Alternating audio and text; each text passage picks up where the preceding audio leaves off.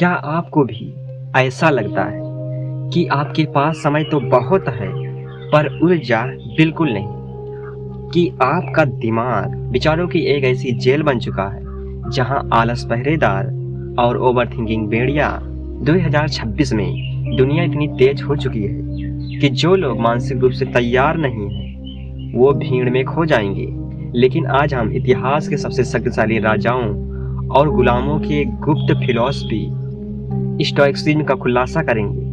मैं आपको किताबों से ली गई 8 प्राचीन आदतें बताऊंगा जो आपके न्यूरॉन्स को फिर से प्रोग्राम रिवायर कर देंगी। ये कोई मोटिवेशनल वीडियो नहीं, यह एक साइकोलॉजिकल सर्वाइवल गाइड है, यानी कि आप अपनी लाइफ को लंबे समय तक कैसे बिना आलस और ओवर थिंकिंग किए जी सकते हैं। क्या आप यह जानने के लिए तैयार हैं कैसे एक प्राचीन सम्राट मार्कस ऑरेलियस बिना स्ट्रेस के दुनिया चलाता था? चलिए आपकी जिंदगी की सबसे बड़े बदलाव की शुरुआत करते हैं। लेकिन सावधान, पहली आदत आपके जीवन के सबसे बड़े भरम को तोड़ देगी। क्या आप जानते हैं कि 90% आपकी चिंताएं उस चीज के बारे में हैं जो आपके हाथ में है ही नहीं? क्या? जी हाँ, आपने बिल्कुल सही सुना।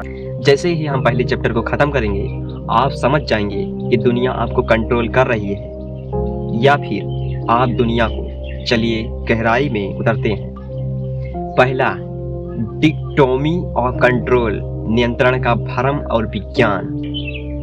स्टोइकिज्म की नींव जिस पहले पत्थर पर टिकी है उसे प्राचीन दार्शनिक एपिक्टेटस ने अपनी किताब इनक्रियाडियन में बहुत ही स्पष्ट शब्दों में लिखा है।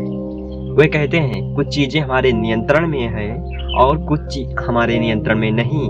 यह सुनने में बहुत साधारण सा लग सकता है, लेकिन 2026 की इस भागदौड़ भरी जिंदगी में यही वो मास्टर की है जो आपके आलस और ओवर थिंकिंग की जंजीरों को काट सकती है। आधुनिक मनोविज्ञान में इसे internal vs external locus of control कहा जाता है।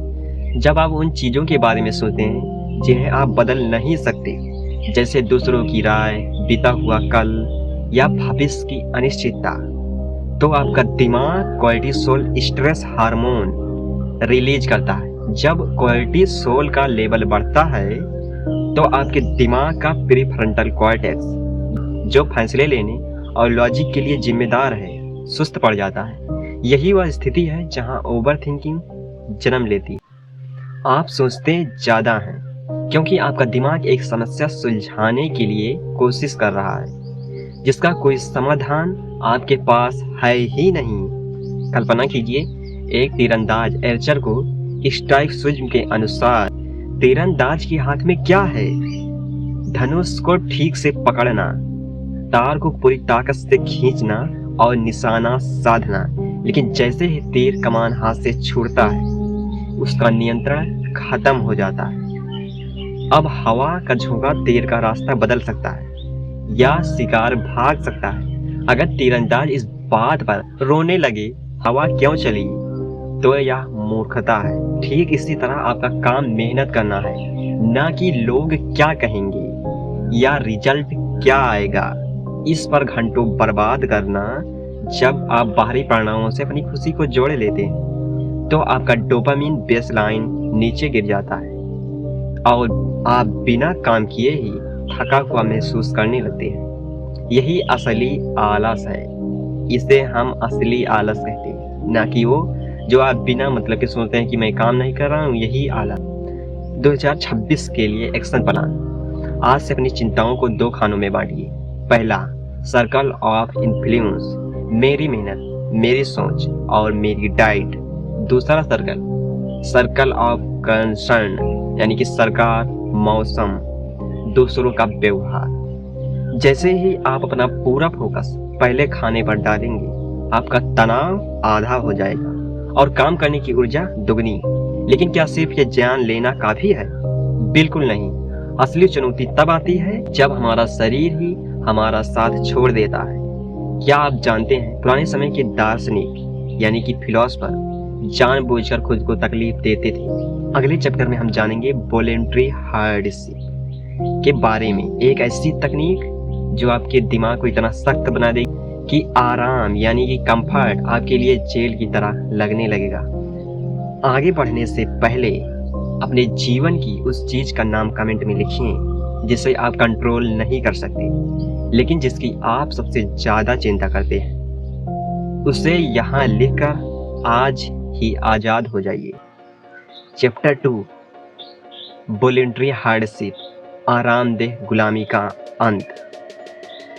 क्या आपने कभी गौर किया है जितनी भी सुविधाएं हमारे पास बढ़ती जा रही हैं, हम उतने ही कमजोर और आलसी क्यों होते जा रहे हैं? रोमन दार्शनिक सिनेका ने अपनी किताब लेटर्स फ्रॉम ए स्टोइक में एक चेतावनी दी थी। अत्यधिक सुख सुविधाएं इंसान को अंदर से खोखला कर देती है। 2026 में जब एआई और टेक्नोलॉजी हर चीज को आसान बना रही है, स्टोइसिज्म की यह दूसरी आदत, वॉलंटरी हार्डशिप, स्वेच्छा से कष्ट सहना, आपके लिए एक सुपर पावर साबित होगा। सेनेका उस दौर के सबसे अमीर व्यक्तियों में से एक थे, लेकिन वो हर महीने कुछ दिन गरीबों की तरह बिताते थे। वे फटे पुराने कपड़े पहनते, सख्त जमीन पर सोते और केवल रूखा सूखा भोजन करते। वे खुद से पूछते थे, is this what I feared? क्या यही वो चीज थी जिससे मैं डरता था? उनका मानना थी, अगर आप शांति के समय में युद्ध की तैयारी नहीं करेंगे तो युद्ध आने पर आप टूट जाएंगे। विज्ञान की भाषा में इसे हार्मेटिक स्ट्रेस यानी हार्मेटिक तनाव कहते हैं। जब आप स्वेच्छा से छोटे छोटे कष्ट सहते हैं, जैसे ठंडे पानी से नहाना, व्रत रखना, बिना पंखे के बैठना, तो आपके दिमाग में एंडोर्फिन्स रिलीज होते हैं। यह आपके डोपामीन रिसेप्टर्स को रीसेट कर देता। आज के युवाओं में आलस इसलिए है क्योंकि उनका डोपामाइन सिस्टम सस्ते आनंद, सोशल मीडिया, जंक फूड से इतना भर चुका है कि उन्हें मेहनत वाले काम में कोई किक नहीं मिलती। वॉलंटरी हार्डशिप आपके दिमाग की न्यूरोप्लास्टिसिटी को बदल देता है या आपकी प्रीफ्रंटल कॉर्टेक्स को मजबूत करता है, जो आपको उस वक्त भी काम करने की ताकत देता है जब आपका मन बस 5 मिनट और सोने का बहाना बनाता है। चलिए अब इसके लिए एक्शन प्लान की बात करते हैं। आलस को ख़त्म करने के लिए खुद को कंफर्ट जोन से बाहर धकेलें। हफ्ते में एक दिन डिजिटल फास्टिंग रखें। जब बहुत तेज भूख लगे तो 30 मिनट इंतजार करके खाना खाइए। इंस्टेंट ग्रेटिफिकेशन को रोकें। लिफ्ट के बजाय सीढ़ियों का इस्तेमाल करें। जब आप अपने शरीर को बताते हैं कि आराम आपका मालिक नहीं है, the comfort is not your master, तब असली अनुशासन, डिसिप्लिन उत्पन्न होता है। लेकिन क्या आप जानते हैं, दुनिया में एक ऐसी सच्चाई है जिससे हम सब भागते हैं, पर वही सच्चाई हमें सबसे बड़ी ऊर्जा दे सकती है। एक ऐसी चीज जिसे याद करने मात्र से ही आपकी ओवर थिंकिंग गायब हो सकती है। अगले चैप्टर में हम मेमेंटो मोरी की बात करेंगे। मृत्यु का वो विचार जो डराता नहीं बल्कि जीने का मकसद देता है। आप कल सुबह अपने कंफर्ट जोन से बाहर निकलने के लिए कौन सा छोटा काम करेंगे? कमेंट में लिखें। I choose hardship over comfort. Chapter 3, memento mori, समय की नग्न सच्चाई। क्या आपको पता है कि हम सबसे ज्यादा समय कहाँ बर्बाद करते हैं? उन कामों में जिन्हें हम कल पर टाल देते हैं। जी हाँ, हम ऐसे जीते हैं जैसे हम अमर इमोर्टल हो। रोमन सम्राट मार्कस ऑरेलियस अपनी डायरी मेडिटेशन में खुद को याद दिलाते थे, तुम अभी इसी वक्त इस दुनिया को छोड़ सकते हो। इसे ही यह तय करने दो कि तुम क्या करते हो, क्या कहते हो और क्या सोचते हो। इसी को स्टोइसिज्म में मेमेंटो मोरी कहा गया है, यानी याद रखो कि तुम्हें मरना है। मार्कस ऑरेलियस दुनिया के सबसे शक्तिशाली इंसान थे, लेकिन वो रोज सुबह उठकर खुद से कहते थे कि आज का दिन उनका आखिरी हो सकता है। यह कोई दुखद विचार नहीं था, बल्कि एक क्लियरिटी टूल था। जब आप यह जान लेते हैं कि समय सीमित है, तो आप उन तुच्छ ट्राइबल चीजों पर ओवर थिंकिंग करना बंद कर देते हैं जो मायने ही नहीं रखती। आप बेकार के झगड़ों, सोशल मीडिया की जलन और भविष्य की चिंता को छोड़कर वर्तमान की कीमत समझने लगते हैं। साइकोलॉजी में इसे टेम्पोरल डिस्काउंटिंग के विपरीत देखा जाता है। हमारा दिमाग स्वाभाविक रूप से भविष्य के रिकॉर्ड्स की तुलना में वर्तमान के आराम को ज्यादा महत्व देता है।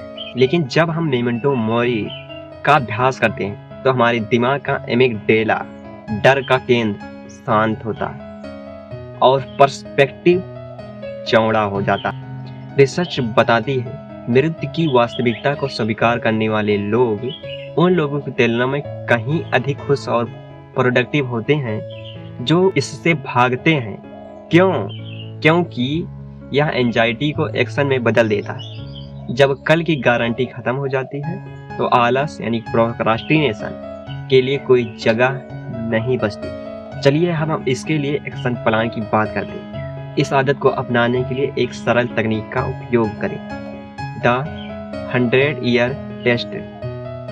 जिस समस्या पर आज आप ओवर थिंकिंग कर रहे हैं, क्या 100 साल बाद जब आप नहीं होंगे उसका कोई वजूद होगा? अगर नहीं तो उसे अभी छोड़ दें। Death bed perspective. दिन के अंत में खुद से पूछें, अगर आज मेरा आखिरी दिन होता तो क्या मैं इस तरह समय बिताने पर गर्व करता या फिर कहीं स्क्रॉल करता या फिर कुछ और करता, बिना मतलब के जो चीज हमारे काम की ही नहीं है। लेकिन क्या होगा अगर आप भविष्य के खतरों को लेकर डरे हुए हैं? क्या मौत की याद काफी है? अगर आपका दिमाग आने वाली मुसीबतों के ख्याल से कांपने लगे। अगले चैप्टर में हम स्टोइकिज्म की उस निंजा तकनीक के बारे में जानेंगे जिसे प्रीमेडिएटो मेलोरम कहते हैं। यह आपको सिखाएगी कि सबसे बुरे वक्त की कल्पना करना आपको दुनिया का सबसे बेखौफ इंसान बना सकता है। जीवन बहुत छोटा है। वह एक काम क्या है जिसे आप कल पर टाल रहे थे लेकिन आज ही खत्म करेंगे? अभी कमेंट में टाइप करें ताकि आप खुद को जवाब दे, अकाउंटेबल बना सकें। चैप्टर 4, प्रीमेडिएटो मेलोरम, नकारात्मकता का वैज्ञानिक उपयोग। क्या आपने कभी सोचा है कि पॉजिटिव थिंकिंग हमें कई बार और ज़्यादा डरा देती है? जब हम सिर्फ अच्छा सोचने की कोशिश करते हैं तो हमारा दिमाग अनजाने में उस डर को और बड़ा बना देता है कि अगर कुछ बुरा हो गया तो क्या होगा। रोमन दार्शनिक सेनेका ने इसका एक बिल्कुल उल्टा समाधान दिया जिसे प्रीमेडिएटो मेलोरम यानी नकारात्मकता का पूर्व आभास कहा जाता है। वे अपनी किताब ऑन बेनिफिट्स में लिखते हैं, जो व्यक्ति आने वाली मुसीबतों को पहले ही भांप लेता है वह उसके प्रहार को आधा कर देता है। फॉर एग्जाम्पल, सेनेका का मानना था कि जो चीज अनएक्सपेक्टेड होती है वह सबसे ज्यादा चोट पहुंचाती है। स्टोइक्स रोज सुबह बैठकर उन सबसे बुरी चीजों की कल्पना करते थे जो उनके साथ हो सकती थी। काम का बिगड़ना, बीमारी या किसी करीबी का बिछड़ना। यह सुनने में नेगेटिव लग सकता है लेकिन इसका मकसद डरना नहीं बल्कि डर को बेअसर न्यूट्रलाइज करना था। जब आप सबसे बुरे परिणामों को अपने दिमाग में जी लेते हैं तो आपके अनिश्चितता का डर खत्म हो जाता है। आधुनिक मनोविज्ञान में इसे नेगेटिव विजुअलाइजेशन या एक्सपोजर थेरेपी के करीब माना जाता है। जब आप किसी डरावनी स्थिति के बारे में विस्तार से सोचते हैं तो आपका एमिगडेला, मस्तिष्क का अलार्म सिस्टम, धीरे धीरे उस विचार के प्रति डिसेंसाइटाइज हो जाता है। वैज्ञानिक रिसर्च बताती है कि ऑप्टिमिज्म यानी आशावाद कई बार हमें भविष्य के झटकों के लिए असुरक्षित छोड़ देता है, जबकि डिफेंसिव पेसिमिज्म हमें मानसिक रूप से तैयार करता है। जब आप किसी मुसीबत के लिए प्लान बी तैयार रखते हैं तो आपका दिमाग फाइट टू फ्लाइट मोड से निकलकर प्रॉब्लम सॉल्विंग मोड में आ जाता है। इसको आपकी ओवर थिंकिंग तुरंत एक्शन में बदल जाती है। चलिए बात करते हैं इस तकनीक को अपनी दिनचर्या का हिस्सा कैसे बनाएंगे। पहला, द वर्स्ट केस सिनेरियो। जब भी किसी काम को लेकर डर लगे तो खुद से पूछें सबसे बुरा क्या हो सकता है, उससे एक कागज पर लिखें। दूसरा, मेंटल रिहर्सल। अब कल्पना करें कि वह बुरा सच हो गया है, आप उस स्थिति में कैसे संभलेंगे। तीसरा, ग्रेटिट्यूड थ्रू लॉस।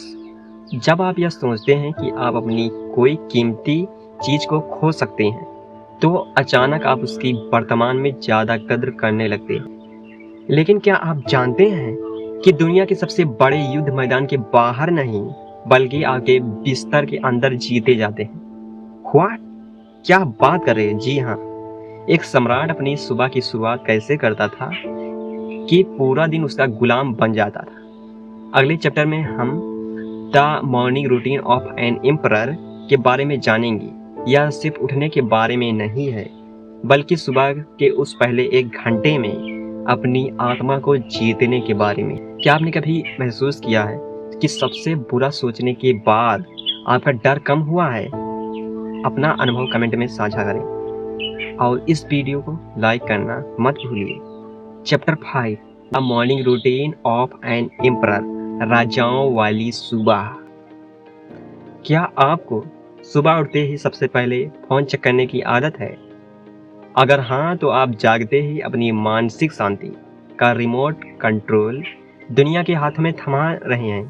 दुनिया के सबसे शक्तिशाली इंसान मार्कस ऑरेलियस के पास भी यह चॉइस थी कि वह मखमल के बिस्तरों में पड़े रहें, लेकिन उन्होंने अपनी किताब मेडिटेशन में एक बात लिखी है जो आज के आलस के लिए सबसे बड़ी दवाई है। वो खुद से कहते थे, सुबह जब तुम्हें उठने में आलस आए तो खुद से कहो, मैं एक इंसान के रूप में काम करने के लिए उठ रहा हूँ। फॉर एग्जाम्पल, हैरानी की बात यह है कि एक सम्राट होने के बावजूद मार्कस को भी बिस्तर छोड़ना उतना ही मुश्किल लगता था जितना कि आपको लगता है। वे लिखते हैं, हमारा शरीर आराम चाहता है, लेकिन हमारा सोशल ड्यूटी और सेल्फ डिसिप्लिन हमें आगे बढ़ाने के लिए प्रेरित करता है। स्टोइक सुबह का मतलब 4 बजे उठना या जिम जाना मात्र नहीं था। वे सुबह उठकर शांत मन से विचार करते थे कि आज उन्हें मुश्किल लोगों और बाधाओं का सामना करना पड़ेगा, ताकि जब दिन शुरू हो तो कुछ भी उन्हें चौंका न सके। विज्ञान कहता है कि जागने के पहले 60 मिनट आपकी कोर्टिसोल अवेकनिंग रिस्पॉन्स के लिए बहुत महत्वपूर्ण होते हैं। अगर आप उठते ही नोटिफिकेशन देखते हैं तो आप अपने दिमाग को रिएक्टिव मोड में डाल देते हैं, जिससे पूरा दिन डिसीजन फटीग यानी कि मानसिक थकान बनी रहती। मार्कस ऑरेलियस का सुबह बिस्तर से निकलना उनके रेटिकुलर एक्टिवेटिंग सिस्टम यानी कि RAS को यह सिग्नल देता था कि आराम से जरूरी मेरा लक्ष्य है। जब आप जानबूझकर वह काम करते हैं जो आपका मन नहीं करना चाहता, जैसे सुबह जल्दी उठना, तो आपके दिमाग का एंटीरियर मिड सिंगुलेट कॉर्टेक्स यानी कि AMCC विकसित होता है। वैज्ञानिकों का मानना है कि यह हिस्सा उन लोगों में बड़ा होता है जो इच्छा शक्ति यानी कि विल पावर के धनी होते हैं। चलिए अब एक्शन प्लान की बात करते हैं। एक स्टोइक एम्परर की तरह अपनी सुबह डिजाइन करें। पहला, द नो फोन आवर। उठने के काम से कम 1 घंटे बाद तक फोन न छू, अपने दिमाग को बाहरी शोर से बचाएं।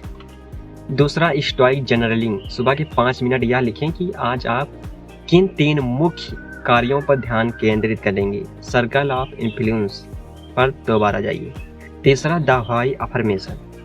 बिस्तर छोड़ते वक्त खुद को याद दिलाएं कि आपकी क्षमताएं आराम करने के लिए नहीं, बल्कि कुछ सार्थक मीनिंगफुल करने के लिए बनी। सुबह तो जीत ली, लेकिन क्या होगा जब दिन के बीच में लोग आपकी शांति भंग करने की कोशिश करेंगे, जब चीज आपकी मर्जी के खिलाफ होने लगेंगी। अगले चैप्टर में हम स्टोइसिज्म के सबसे सुंदर सिद्धांत अमोर फाती के बारे में जानेंगे। यह एक ऐसी कला है जो हर हार को जीत में बदलना सिखाती है। क्या आप कल सुबह का पहला घंटा बिना फोन के बिताने की चुनौती स्वीकार करते हैं? अगर हाँ, तो कमेंट में लिखें, I am a stoic warrior. Chapter 6, अमोर फाती यानी जो है उससे प्रेम करना। क्या आपने कभी सोचा है कि जब आपकी योजना यानी कि प्लान्स फेल हो जाती है तो आप टूट क्यों जाते हैं? क्योंकि आप हकीकत से लड़ रहे होते हैं। स्टोइसिज्म का एक गुप्त मंत्र है, अमोर फाती इसका मतलब है अपनी नीयत से प्रेम करना। हालांकि यह शब्द बाद में फ्रेडरिक नीत्शे ने लोकप्रिय किया, लेकिन इसकी जड़ें स्टोइक दर्शनों में थी। वह मानते थे कि जो कुछ भी होता है वह सिर्फ इसलिए नहीं होता कि आपको सहना पड़े, बल्कि इसलिए होता है ताकि आप उससे ईंधन यानी कि फ्यूल बना सकें। और हाँ, ये एक चीज़ मैं कहना चाहूँगा, जो चीज़ें भी आपकी लाइफ में होती है, चाहे वह दुखद घटना हो या सही घटना है, वह सभी हमें कुछ न कुछ सिखाने आती है। The obstacle is the way. Marcus Aurelius ने अपने डायरी में लिखा था कि अग्नि उसे भी अपनी ज्वाला बना लेती है जो उसे बुझाने के लिए उस पर फेंका जाता है। अगर आपके रास्ते में कोई रुकावट आती है तो स्टोइक उसे बुरी किस्मत नहीं मानते, वे उसे एक ट्रेनिंग की तरह देखते हैं। अगर आपकी नौकरी चली गई तो अमोर फाती कहता है कि यह मौका है कि अपनी स्किल्स को अपडेट करने का। अगर किसी ने आपका दिल दुखाया तो यह मौका है क्षमा और धैर्य, पेशेंस सीखने। इसे आधुनिक विज्ञान में कॉग्निटिव रिफ्रेमिंग कहा जाता है। जब आप किसी घटना को ट्रेजेडी के बजाय अवसर यानी कि अपॉर्चुनिटी की तरह देखते हैं तो आपके दिमाग में न्यूरोप्लास्टिसिटी का एक नया रास्ता खुलता है। वैज्ञानिक रिसर्च बताती है कि जो लोग ग्रोथ माइंडसेट रखते हैं और विपरीत परिस्थितियों को स्वीकार यानी कि एक्सेप्टेंस कर लेते हैं, उनका प्रीफ्रंटल कॉर्टेक्स अधिक सक्रिय रहता है। इसके विपरीत जो लोग मेरे साथ ही ऐसा क्यों हुआ विक्टिम मेंटली में रहते हैं, उनका दिमाग स्ट्रेस लूप में फंस जाता है, जिससे सोचने समझने की शक्ति कम हो जाती है। अमोर फाती आपके दिमाग को शिकायत से हटाकर समाधान की ओर लगा देता है। चलिए अब बात करते हैं इस आदत को कैसे अपनाया जाए। पहला, द गुड स्ट्रेटजी। जब भी कुछ गलत हो तो तुरंत कहें अच्छा है, गुड, और ढूंढिए कि इसमें आपके लिए क्या सीखने को। दूसरा, एक्सेप्टेंस ओवर रेजिस्टेंस। उस चीज को स्वीकार करें जिसे आप बदल नहीं सकते। अपनी ऊर्जा उसे कोसने में नहीं बल्कि आगे कदम तय करने में लगाएं। तीसरा, ग्रेटिट्यूड फॉर हार्डशिप। रात को सोते समय उन मुश्किलों के लिए शुक्रिया कहें जिन्होंने आज आपको मजबूत बनाया। क्या आप जानते हैं कि आपकी सबसे बड़ी ऊर्जा कहाँ बर्बाद होती है? आपकी जुबान पर। जी हाँ, क्या होगा अगर मैं आपसे कहूँ कि कम बोलना आपको दूसरों से 10 गुना अधिक शक्तिशाली बना सकता है। मैंने पिछले वीडियो में इसके बारे में बात की थी। अगले चैप्टर में हम द पावर ऑफ साइलेंस के बारे में जानेंगे और यहाँ मैं आपको कुछ इसके बारे में बता भी देता हूँ। एक ऐसी स्टोइक आदत जो आपकी ओवर थिंकिंग को जड़ से खत्म कर देगी और आपके व्यक्तित्व यानी कैरेक्टर में एक रहस्यमयी आकर्षण, मैग्नेटिज्म उत्पन्न करेगी। क्या आप अपनी लाइफ की किसी बुरी घटना को एक अवसर में बदल सकते हैं? कमेंट में लिखे आई लव माई फेट और अपनी कहानी साझा। Chapter 7, the power of silence. चुप्पी का मनोविज्ञान। क्या आपने कभी गौर किया है, जो लोग सबसे ज़्यादा बोलते हैं अक्सर उनके पास कहने के लिए सबसे कम होता है, और जो शांत रहते हैं उनकी एक बात पत्थर की लकीर बन जाती है। महान स्टोइक दार्शनिक यानी कि फिलोसफर एपिक्टेटस ने अपनी किताब डिस्कोर्स में एक बहुत ही कड़वी लेकिन सच्ची बात की थी। प्रकृति ने हमें 2 कान और 1 मुंह दिया है ताकि हम जितना बोलें उससे दोगुना सुन सके। 2026 की इस शोर वाली दुनिया में जहाँ हर कोई अपनी राय थोपना चाहता, चुप्पी यानी कि साइलेंस ही आपकी सबसे बड़ी ढाल है। The stoicism of speech. Stoic दार्शनिकों के लिए चुप्पी का मतलब सिर्फ चुप रहना नहीं था, बल्कि इंटरनल डायलॉग यानी कि आंतरिक संवाद को काबू करना था। एपिक्टेटस कहते थे कि हमें केवल तब बोलना चाहिए जब आवश्यक हो, और वह भी संक्षेप में। वे मानते थे कि जब हम अनावश्यक बोलते हैं तो हम अपनी मानसिक ऊर्जा को बाहर फेंक देते हैं। जितना कम हम बाहरी दुनिया के शोर में उलझेंगे, उतना ही अधिक हम अपने आंतरिक दुर्ग इनर सिटिएड को मजबूत कर पाएंगी। चुप्पी आपको दूसरों को पढ़ने, ऑब्जर्व का मौका देती है, जबकि बोलना अक्सर आपकी कमियों को उजागर कर देता है। न्यूरोसाइंस के अनुसार बहुत अधिक बोलना आपके दिमाग को हाई बीटा स्टेट में रखता है, जो तनाव और चिंता से जुड़ा है। इसके विपरीत जब आप मौन का अभ्यास करते हैं तो आपका दिमाग अल्फा वेव्स उत्पन्न करता है, जो गहरे रिलैक्सेशन और रचनात्मकता यानी कि क्रिएटिविटी का संकेत है। साइकोलॉजी में इसे सोशल वैलिडेशन एडिक्शन से जोड़कर देखा जाता है। जब हम हर बात पर अपनी राय देते हैं तो हमारा दिमाग डोपामिन की तलाश में होता है ताकि लोग हमें सही कहें, लेकिन स्टोइसिज्म हमें सिखाता है कि अपनी ऊर्जा को बचा कर रखें। चुप रहने से आपका एग्जीक्यूटिव फंक्शन बेहतर होता है, यानी कि कोई भी काम पर बहुत जल्दी एक्शन लेने की क्षमता उत्पन्न होती है, जिससे आप भावनाओं में बहकर गलत फैसले नहीं लेते। यह ओवर थिंकिंग को रोकने का सबसे सीधा तरीका है, क्योंकि जब बाहर शोर कम होगा तो अंदर का शोर भी धीरे धीरे शांत होने लगेगा। चलिए बात करते हैं कि अपनी चुप्पी को अपनी ताकत कैसे बनाएं। पहला, द 3 सेकंड रूल। किसी भी बात का जवाब देने से पहले 3 सेकंड का मौन रखिए। यह आपको रिएक्ट करने के बजाय रिस्पॉन्ड करने का समय देगा। दूसरा, डू नॉट एक्सप्लेन योरसेल्फ। अगर कोई आपको गलत समझता है, ठीक, तो उसे सफाई देने की ज़रूरत नहीं। अपनी शांति को अपनी गवाही बनने दें। तीसरा, प्रैक्टिस लिसनिंग। अगली बार जब आप किसी से मिलें तो खुद बोलने के बजाय उनसे सवाल पूछें और ध्यान से सुनें। आप पाएंगी आप उनसे कहीं अधिक सीख रहे हैं। लेकिन क्या होगा अगर इस चुप्पी को एक कदम और आगे ले जाएं? क्या होगा अगर आप खुद को इस पूरी दुनिया से ऊपर उठकर देख सकें? एक ऐसा नजरिया जो आपकी हर समस्या का चींटी के समान छोटा बना दे। अगले और आखिरी चैप्टर में हम व्यू फ्रॉम अबव के बारे में जानेंगे। मार्कस ऑरेलियस की वो तकनीक जो ब्रह्मांड के स्तर पर सोचना सिखाएगी और आपके ईगो को खत्म कर देगी। क्या आप आज 1 घंटे के लिए पूरी तरह मौन रहने की चुनौती ले सकते हैं? अगर हाँ तो कमेंट में साइलेंस इज पावर लिखें। और मैं इस टेक्निक को रोज अपनाता हूँ पिछले 10 सालों से। चैप्टर 8, व्यू फ्रॉम अबव, ब्रह्मांडीय परिप्रेक्ष्य। क्या आपने कभी गौर किया है कि हमारी चिंताएं हमें इतनी बड़ी क्यों लगती हैं?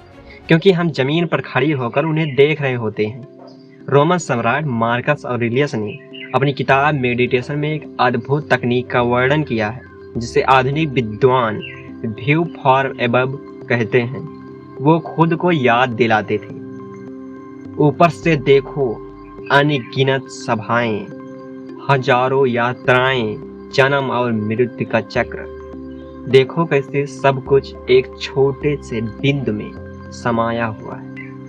मार्कस ऑरेलियस दुनिया के सबसे बड़े साम्राज्य के मालिक थे, लेकिन वे जानते थे ईगो यानी अहंकार और ओवर थिंकिंग का सबसे बड़े दुश्मन विशालता है। वे कल्पना करते थे कि वे बादलों के ऊपर से नीचे देख रहे हैं। वहां से युद्ध, शादियां, झगड़े और सफलताएं सब कुछ चींटियों की हलचल जैसा दिखता था।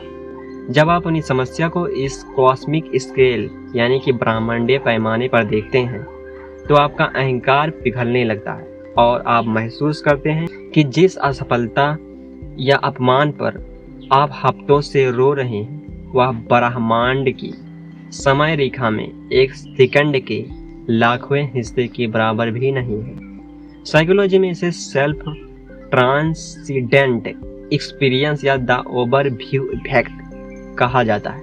अंतरिक्ष यात्री जब पहली बार अंतरिक्ष से पृथ्वी को देखते हैं तो उनकी सोचने की शक्ति बदल जाती है। रिसर्च बताती है जब हम खुद को एक बड़ी तस्वीर का हिस्सा मानते हैं तो हमारे दिमाग का डिफ़ॉल्ट मोड नेटवर्क यानी कि DMN जो मैं, मेरा, तुझे और चिंता के लिए जिम्मेदार है, शांत हो जाता है। यह तकनीक आपके एमिगडाला को सिग्नल देती है कि खतरा उतना बड़ा नहीं है जितना लग रहा है। इससे आपकी एग्जिस्टेंशियल एंजाइटी, अस्तित्व की चिंता कम होती और आप वर्तमान में अधिक फोकस्ड हो जाते हैं। 2026 की जटिल दुनिया में यह नजरिया आपको मानसिक कवच, मेंटल शील्ड देता है। चलिए अब एक्शन प्लान की बात करते हैं। इस ब्रह्मांडीय नजरिए को कैसे विकसित करें। पहला, द जूम आउट एक्सरसाइज। जब भी तनाव महसूस हो, अपनी आंखें बंद करें। कल्पना करें कि आप उस कमरे से ऊपर जा रहे हैं, फिर शहर से, फिर देश से और फिर अंतरिक्ष से पृथ्वी को देख रहे हैं। अब अपनी समस्या को वहां से ढूंढिए। दूसरा, हिस्टोरिकल पर्सपेक्टिव। याद करें कि आज से 100 साल पहले लोग किन चीजों को लेकर परेशान थे। आज उनका कोई नामो निशान नहीं है। आपकी आज की समस्या का भी वही हश्र होगा। तीसरा, ह्यूमिलिटी एज स्ट्रेंथ। अपनी उपलब्धियों पर गर्व करें, उन्हें अंतिम सत्य न माने।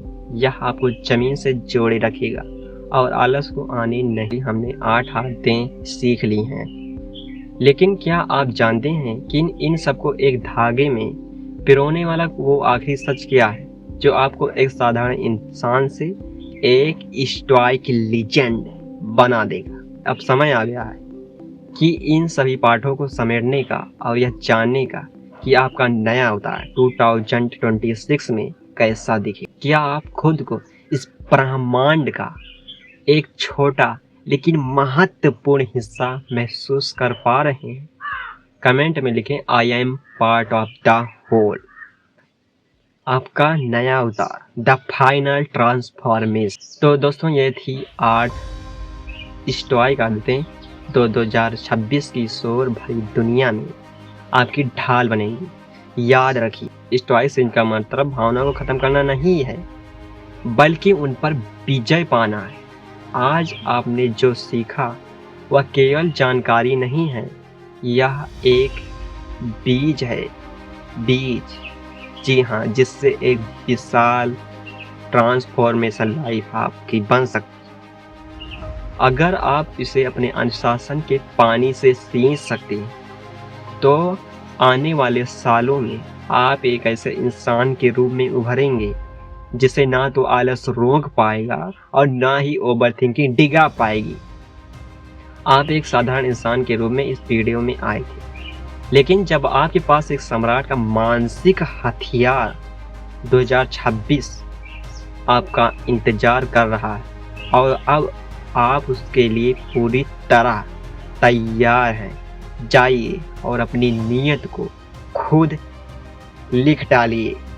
और हाँ, अगर इस वीडियो ने आपकी सोच में 1% भी बदलाव किया है तो इसे एक दोस्त को भेजें और जो अपनी क्षमता को पहचान नहीं पा रहा, सब्सक्राइब करें और हमारे इस स्टोइक सफर का हिस्सा बने।